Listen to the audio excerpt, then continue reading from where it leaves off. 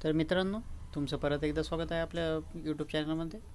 आज के हमारी वीडियो है हिंदी के दो विद्वानों की कहानी है, वो शुरू करते हैं हम।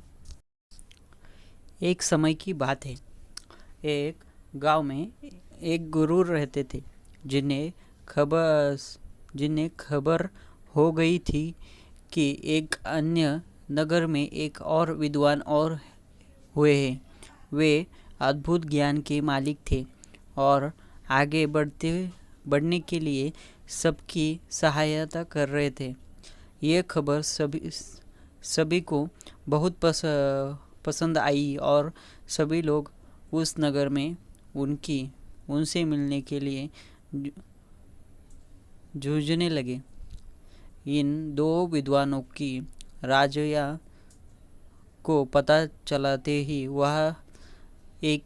वह का राजा उनसे बात करने के लिए अपने दरबार में बुला ले आए।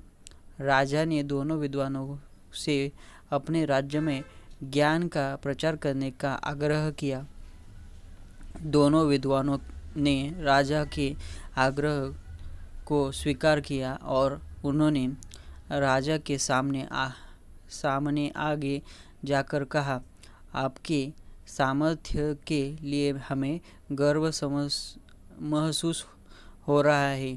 महाराज, हम आपकी सेवा में हमारा सर्वोत्तम कर्तव्य मानने के लिए तत्पर है। राजा ने खुशी से भरे होठों से कहा, तुम्हारे सम्मान्य भाषा में जनता को समझाओ।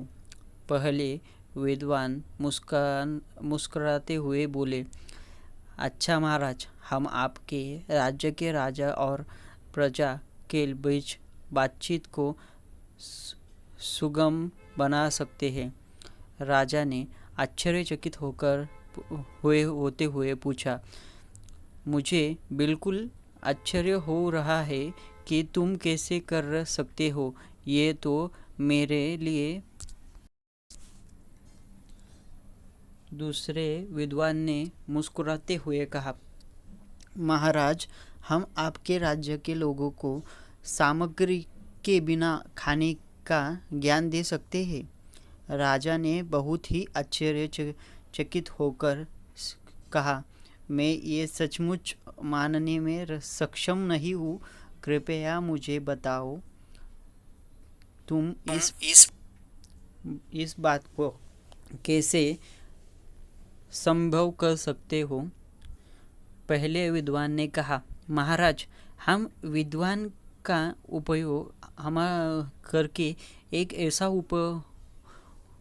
उपकरण बना सकते हैं जिससे हम राजा की मर्यादा के साथ बातचीत कर सकते हैं। यह उपकरण हमारे बहुत सारे प्रयोगों को सुलभ बना सकता है और आपके ग्रामीणों के बीच में सामर्थ्य का निर्माण कर सकता है। दूसरा विद्वान ने कहा, महाराज, हम खाने की ज़रूरत के बिना एक ऐसा प्रयोग बना सकते हैं जिससे खाने की जगह नहीं होती है। यह उपकरण आपके लोगों के लिए आरामदायी और स्वच्छंदप्रद होगा। यह सब सुनकर राजा बहुत प्रभावी हो गए और उन्होंने दोनों विद्वानों का स्वागत किया और अपने राज्य में इन उपकरणों का प्रचार कार्य करने के लिए उन्हें सौभाग्य दिया। दोनों विद्वानों ने राजा की प्रशंसा करते हुए उनकी सेवा में खुशीपूर्वक काम किया और सभी लोगों उनसे प्रमाणित करते थे। इस कहानी से हमें यह सिखाया जाता है कि समय के साथ ज्ञान विकसित हो सकता है और बहुत से अद्भुत आविष्कार हमारे मदद कर सकते हैं। दो विद्वानों के उदाहरण समर्पण और सेवा भाव की मिसाल हमें यह बताती है कि हमें हमारे ज्ञान और कौशल्य को समाज की सेवा में लगाना चाहिए। यह कहानी अगर आपको पसंद आई होगी तो कृपया सब्सक्राइब कीजिए, लाइक कीजिए और आपके दोस्तों के साथ शेयर कीजिए।